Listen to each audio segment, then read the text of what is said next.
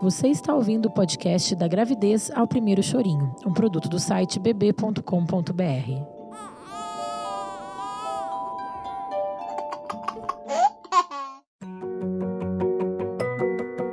Semana 24 da gravidez. Seu bebê já tem desenvolvimento. Seu bebê está do tamanho de uma espiga de milho. Seu bebê. Ele já tem 21 centímetros, mas pesa pouco, cerca de meio quilo, leve, mas por pouco tempo. Muitas transformações continuam ocorrendo em seu corpo.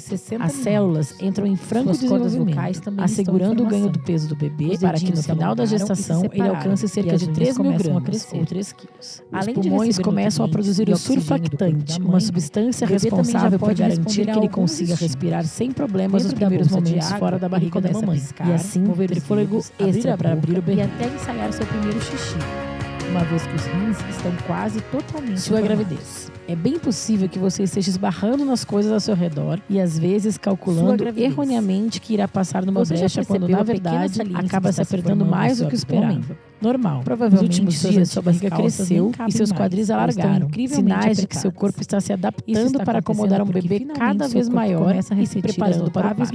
Nessa fase, algumas mulheres sentem tontura ao se levantar rapidamente. Pode ser a chamada hipertensão postural, uma queda na pressão que faz o sangue descer do cérebro rapidamente devido à força da gravidade. Converse sobre o assunto com seu obstetra. Em alguns casos, as tonturas podem denunciar problemas como anemia e alterações nos níveis de açúcar no sangue. Deste momento em diante, finalmente as náuseas e os enjoos que tanto incomodam nas primeiras semanas vão desaparecer. Oi, eu sou a Bárbara dos Anjos Lima, editora do site bb.com.br, e agora que a gente completou 6 meses de gestação, a gente vai conversar de novo com a nutricionista Marina Rico Pérez, que além de fazer acompanhamento de pré-natal, é consultora internacional em aleitamento materno pela IBCLC.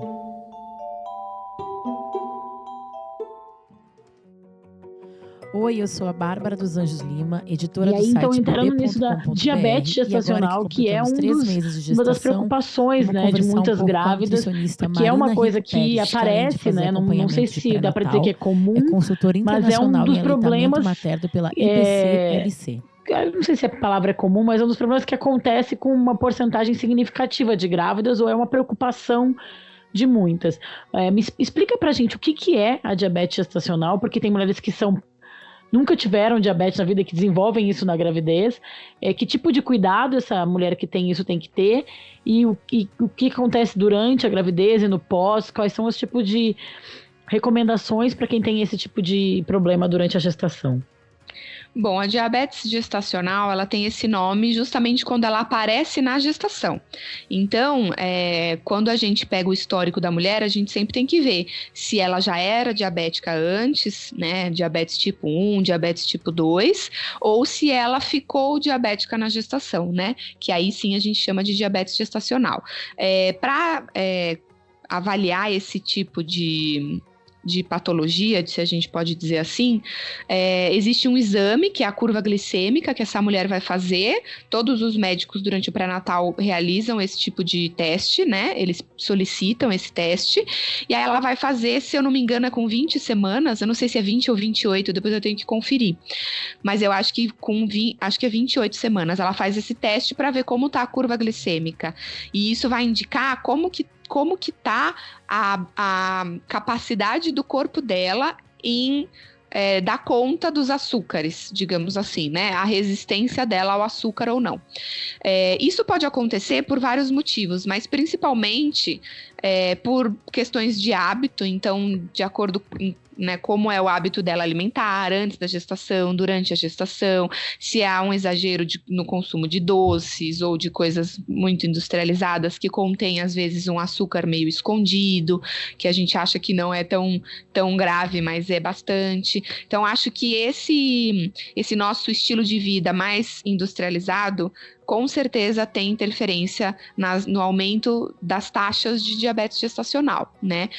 Então, manter uma alimentação equilibrada e natural nesse período é fundamental por isso. Tá? Então, a mulher ela faz o teste e aí ela pode, depois que o bebê nasce, se a diabetes foi só durante a gestação, ela tende a ir embora. Então, faz aí um acompanhamento no primeiro mês, vê como que ficou, se os níveis glicêmicos voltaram ao normal, e aí ela segue dieta normal. Se essa gestação for muito, muito de risco, ou se acontecer alguma coisa muito mais grave, pode ser que essa diabetes se mantenha, e aí ela tem que cuidar dessa diabetes para além da gestação, né? E na gestação, o problema da diabetes gestacional é o quê? Pode dar algum efeito no bebê? Normalmente, é porque assim, o que durante a gestação, a mulher ela fica mais suscetível, né? Tanto sistema imunológico, ela fica mais suscetível a diversas alterações. E como ela tem muitas alterações hormonais, é mais fácil de desencadear a diabetes, que a diabetes nada mais é do que a resistência a um hormônio. Então, se a gente tem uma alteração hormonal correndo aí na gestação, é mais fácil disso acontecer. Então, é um desequilíbrio do corpo e aí acontece, né? Então, se ela não toma cuidado, quando ela tem essa diabetes, ela pode aumentar muito o peso dela, que também é perigoso, porque aumenta o risco de cesárea e complicações no parto, coisas assim. E tem a questão do bebê, que o bebê fica maior, né? Porque ele, como a mãe não tá dando conta de controlar o hormônio, o bebê não dá conta também. Então, normalmente são bebês maiores, que a gente chama de macrossômicos, né? Então, são bebês maiores e aí, quando esse bebê nasce, ele também vai ter mais risco de ter hipoglicemia, por conta desse ambiente intrauterino em que ele estava. Sim, ótimo. E aí uma outra coisa, eu acho que já chegando no fim, a gente fala muito de vitaminas e algumas coisas da alimentação saudável que tu inclusive já pontuou, que é legal, né, da mãe buscar nesse momento. E aí eu queria saber quais são as vitaminas e os alimentos onde eu posso encontrar. Por exemplo, não sei, vou dar um exemplo muito pessoal, muito particular. Eu tive muita cãibra no 3º trimestre e todo mundo falava para comer mais banana por causa do potássio. É verdade? É lenda? E se existem alguns alimentos em que a mulher pode buscar que vão ter mais vitaminas, minerais, enfim, coisas que podem trazer benefícios para uma mulher grávida? Olha, como eu falei no começo, a gente normalmente complica as coisas, principalmente hoje, né? A gente tem muito acesso a muita informação e às vezes a gente acaba complicando algo que é simples. Então, a gestação, para a alimentação, é um processo simples. É lembrar do mais natural possível e do mais colorido possível. Não existem grandes restrições.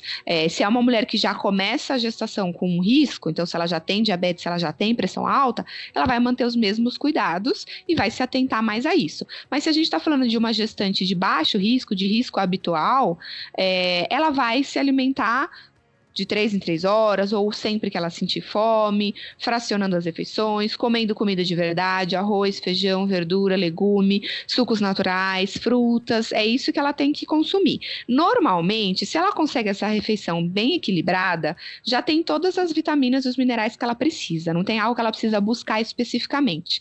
Mas a gente tem alguns nutrientes que são mais requisitados mesmo, e aumentam a sua necessidade durante a gestação.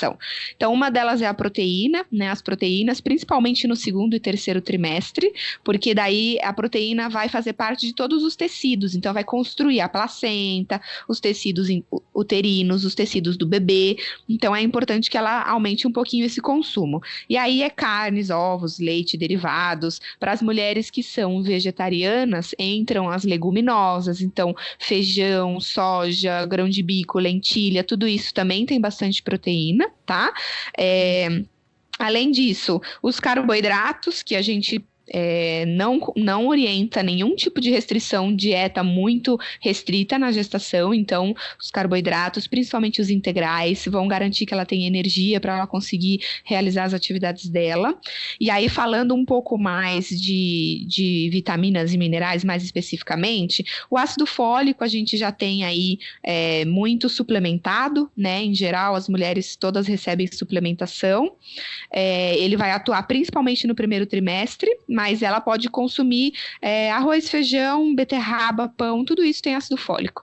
Então, aquilo que eu falei, se ela conseguir comer coisas mais naturais, provavelmente ela vai ter os outros micronutrientes que ela precisa. O ferro, idem. Então, ferro é carne vermelha, soja, feijão, as folhas verde escuro, que são muito famosas também.